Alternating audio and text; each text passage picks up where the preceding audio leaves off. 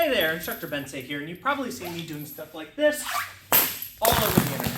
Today, I want to take you guys through what is hopefully the only beginner video you're ever really going to need. Let's start by answering the most pressing question: what the heck is a meteor hammer? We take this rock, we attach one to both sides, and it's originally probably used as a hunting tool to bind, wrap, and trap prey that are running away from you so that you can come up and finish the job. Add a little bit of time, add a bit of conflict, add a bit of war, and then we get to something like this, where we have a much longer tool, about 18 feet. You attach a chain to it to make it so it can't be cut, and now you use it as a tertiary tool, kind of like a lasso on horseback, to bind, wrap, and trap opponents. Because of this heavy metal rock on the end, however, instead of it just grabbing them like a lasso would, it also does a significant amount of damage, making them much easier to capture and or just outright offing them. The soldiers that practice with this tool and use it in war, as we often see in most styles of martial arts, take it home with them, they practice, they make some modifications, and then we end up with something like this, a rope dart. It's much better at dealing with squishy targets because you're probably not going to find a lot of people in armor when you go back home. A little bit of time passes then, and you start seeing it used in performance arts. There are old manuscripts and stories of people setting them on fire and using fire darts, which are really, really cool. You also have people smashing pots and stuff like that to show a demonstration of skill and accuracy.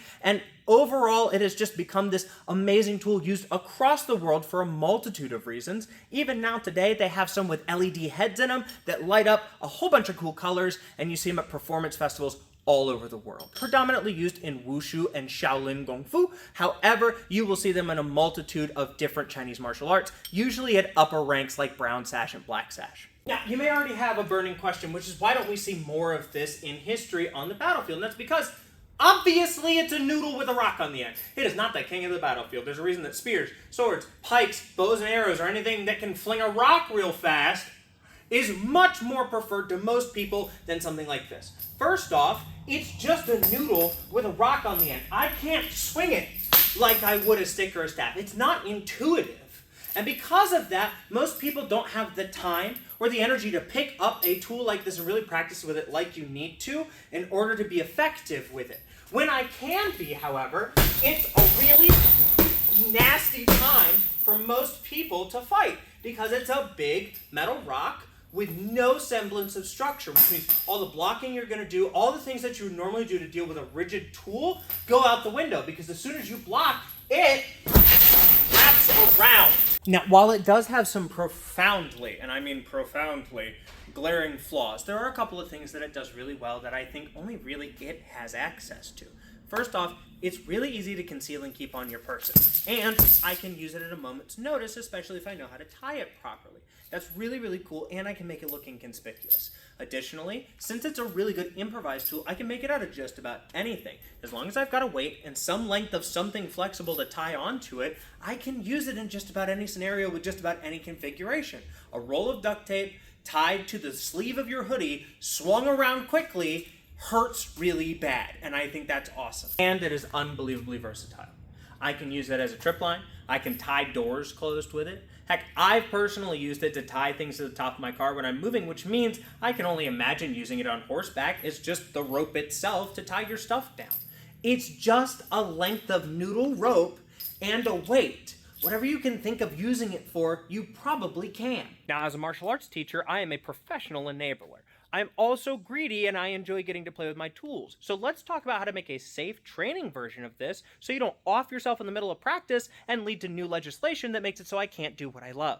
Every meteor hammer and rope dart is made of three main components: the leash, the weight, and the flag.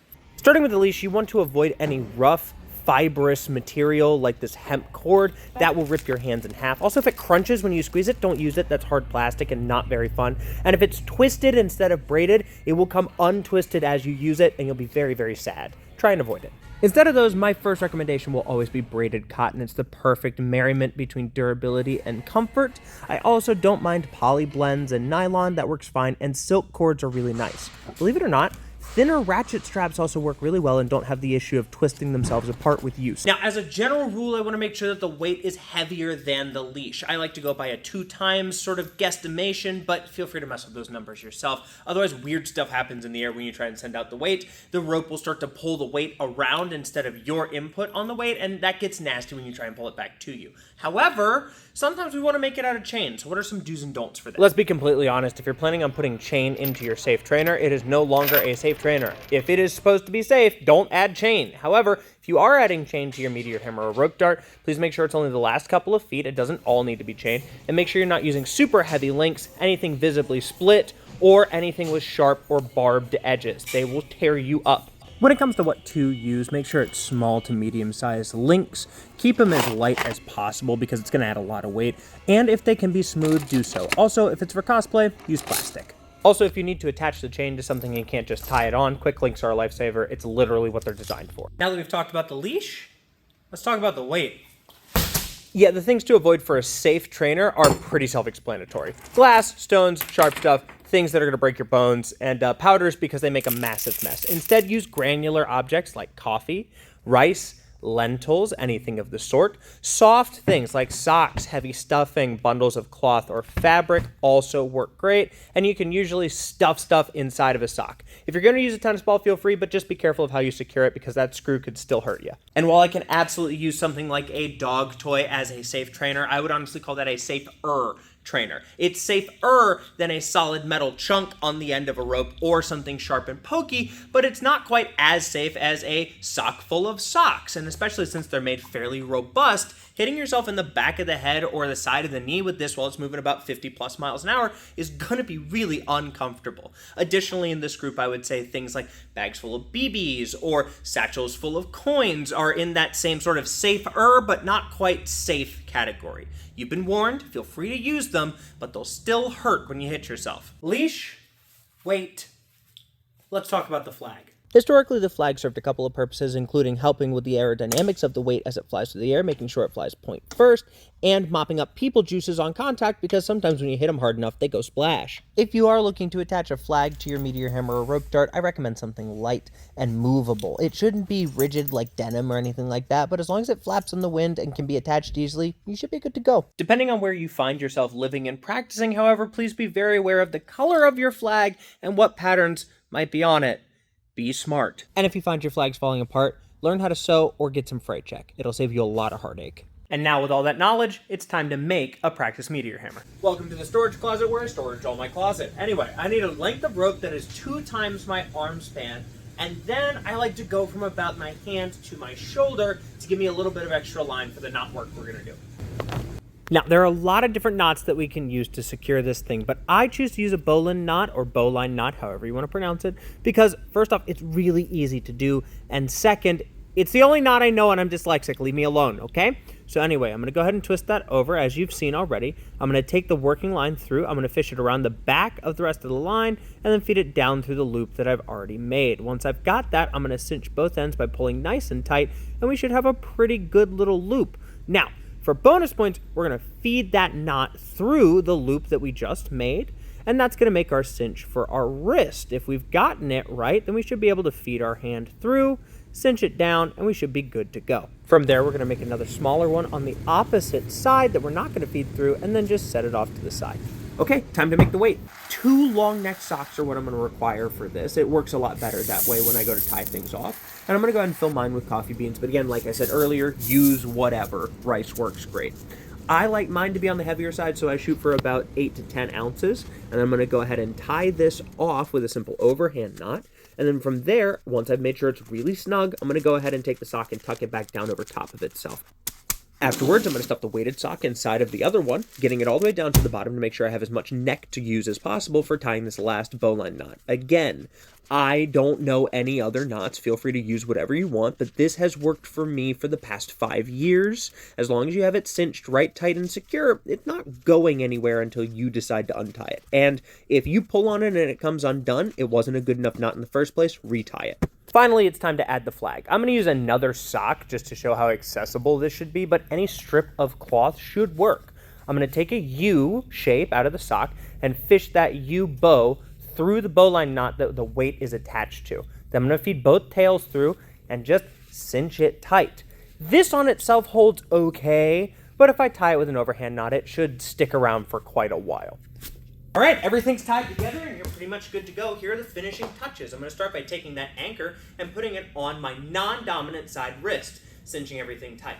Now, if you find that your meteor hammer with outstretched arms is dragging on the floor, it's a little bit too long. So we're going to take some of that line that's attached around the wrist, pull it free, we're going to twist it in half, and then feed our hand back through. And by repeating this process a couple of times, we should get to the point where the weight is hanging at about ankle height off of the floor, which is the ideal length for your meteor hammer.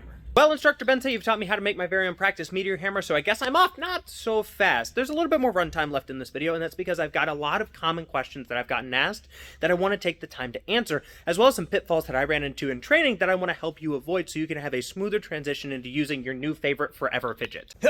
Let's start with clothes. So when it comes to footwear, I want low profile and smooth and fairly flat tread. The bulkier and bitier my tread is, as well as the footwear I'm wearing, the harder it's going to be to disengage it off of my feet when I do nasty things like foot shots, and that just sucks.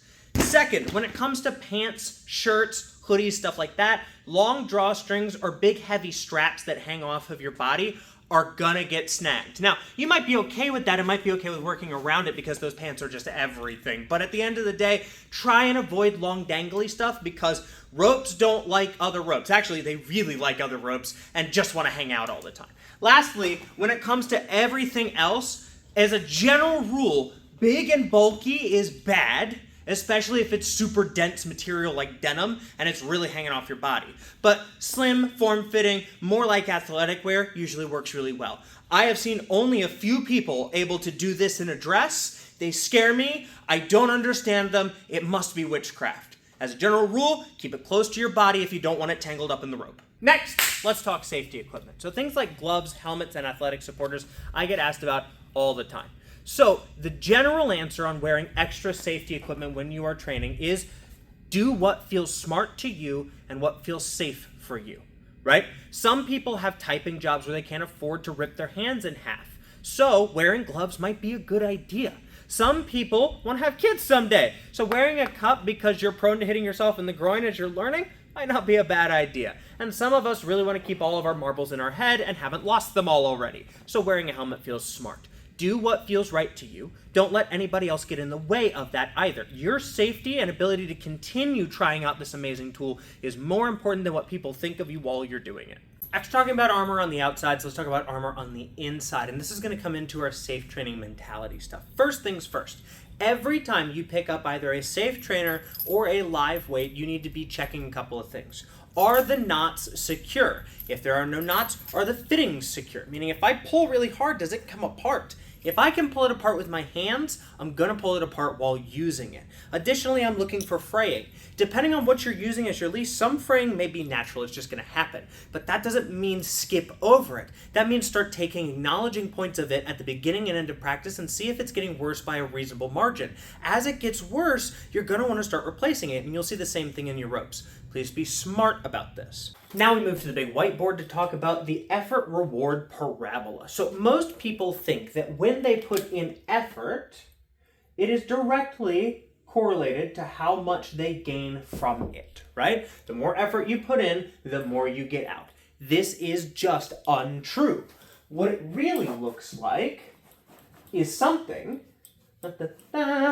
like this. You put in effort, you get reward, and then it kind of arcs down and goes back out, right? So here's why. Especially when we're talking about things that are physical activity related, my body has a finite amount of effort that it can really put in before it starts to go and kind of sit down for a second. So there's going to be this point in practice, and it's going to sound and feel a little bit like this. Oh man, I really don't understand this technique. I'm going to give it a go. I'm practicing it. It's starting to get better. I'm starting to understand it. Oh man, I'm really getting good at this. Hey, I've put in a lot of reps and it's looking pretty solid, or at least I understand it now. And then at about this moment, you'll start to say, maybe just one more. Or if I keep trying, I'm going to get it. I'm almost there. But as I do this, what's happening on the outside and what's happening in my head are two separate things. I think I put in more effort here, I'm going to get more reward because just 1 or 2 more reps and I'll really iron it out. And instead, I start hitting myself more. I start to drop it more frequently. I find myself out of breath and tired, and to the point where I start the technique, and over here, I would start the technique and completely understand what I was about to do. And over here, I start the technique and drop it immediately because I forgot to catch the line. Those are telltale signs that you're about at your peak on this parabola. And at this moment, right about here, or even right over here for those of us that really want to get into it, is when we should take a break. Listen to your body. It will teach you what you are doing right, what you are doing wrong, what you should be doing, what you should stop doing. And if you don't pay attention to it, you're going to hurt yourself down over here when you're putting in a lot of effort, your hands are bleeding, your body's tired, you're frustrated, you're throwing it across the room because just one more hasn't seemed to do it yet. Please be nice to your mind as you practice something so complex and difficult. And feel free to take this into the rest of your life as well. In order to help myself not get down to this point on this parabola where I'm just hating life, there are 3 questions that are really useful to ask yourself. They're hard, and you have to remind yourself at the beginning to continue asking them along the way. But here they are. The first is, why am I training? What was the purpose of this training session? And you got to keep that locked in from the beginning. The second is, has that reason changed from the initial time or the last time that I checked?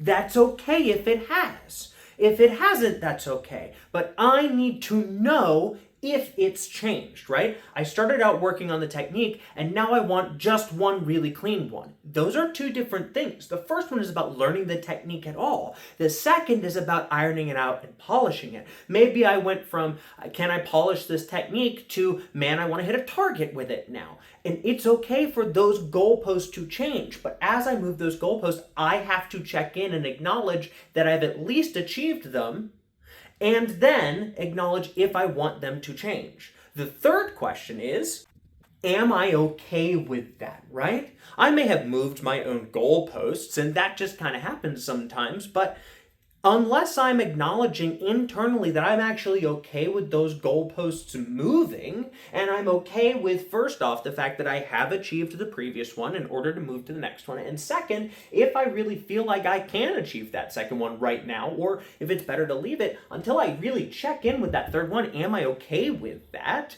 Then I'm just going to run myself into a frustrated hole because I'm not aware, first off, that I'm training for this reason in the first place. Second, I'm not aware that my goal might have changed. And third, I might not be aware that I'm actually not okay with continuing to try, and I really just want a snack, and I'm hungry, and I'm tired, and I want to come back to it later. And our last couple of points before we're done here, I'm going to fire them off super fast because dojo hot, attention span short. First things first, do I have to be a martial artist to use this tool? And the short answer is absolutely not. There are people all across the globe that use it for a plethora of different reasons that have never set foot in a dojo. They have no idea what this tool is about or what it could be used for. They just use it for performance arts work, or they use it for meditative practices, or they use it as a low-impact workout assistant or tool.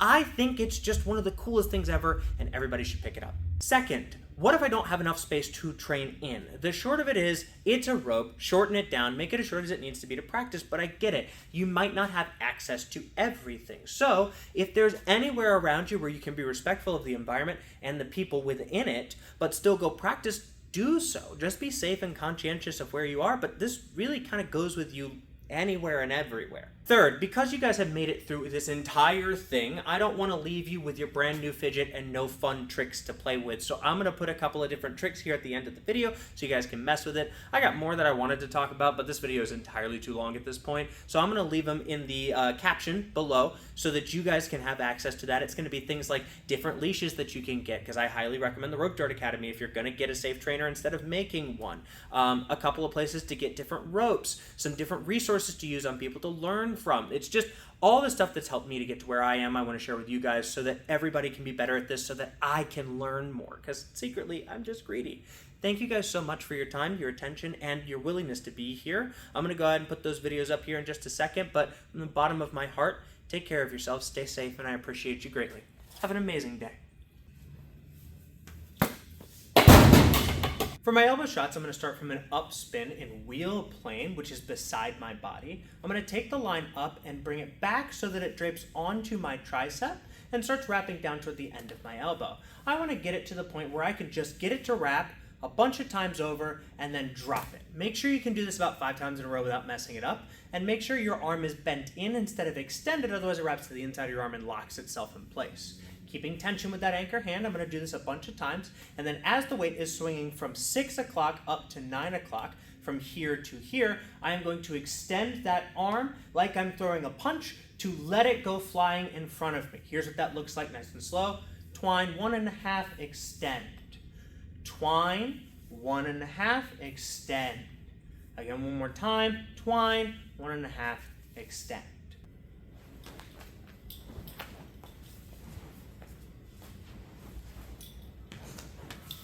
Starting with the weight beside my body, spinning upward, meaning as I look forward, it looks like it's spinning up. I'm going to draw a 45-degree angle diagonal with the hand that's spinning the weight up to get up and over my head, and this will shift me into heaven plane. From here, I am going to draw a 45-degree angle as the weight's spinning toward my anchor side, down over to my anchor side to shift it back into wheel plane on the other side, which we would call our dark wheel plane, or sorry, anchor wheel plane, technically. From there, I'm going to weave it back over to the other side. I can turn around and repeat the exact same process, shifting it back to my lead side before I change directions. I'm not going to lie to you, thigh spins require a little bit of balance, but let's see if you can do it. So I'm going to start with my anchor, my non-dominant foot forward. I'm going to practice picking up my lead leg at a 45-degree angle and then setting it back down. It doesn't have to come this high, but the higher it comes, the easier this technique becomes. So once I've got it up at an angle, I'm going to take that lead foot and turn it out to the outside to start this turn. Take that lead leg up and bring it over and then set the leg back down. Going back, anchor foot forward, turn it out, bring that leg up, bring it over, set it down. Once I can do that reliably without falling over, I'm going to start with a down spin, meaning as I look forward, the weight is spinning down. I'm going to bring my hand to the inside of my thigh as high as I can get it, the higher the better, and then I'm going to repeat that exact same motion, no changes. Here, over, down. Now if I set my leg down too soon and fall, I lock it into place. And if I let my hand go and just do nothing with it, it's just going to hang out there. So I need to keep tension on the line as I do this. Again, down spin, turn that foot out, pick that leg up, turn to the other side, and set it down. Then I can do the same thing on the other leg, going the other way. Enjoy yourselves, take care, stay safe, and check back in for more tutorials coming real soon.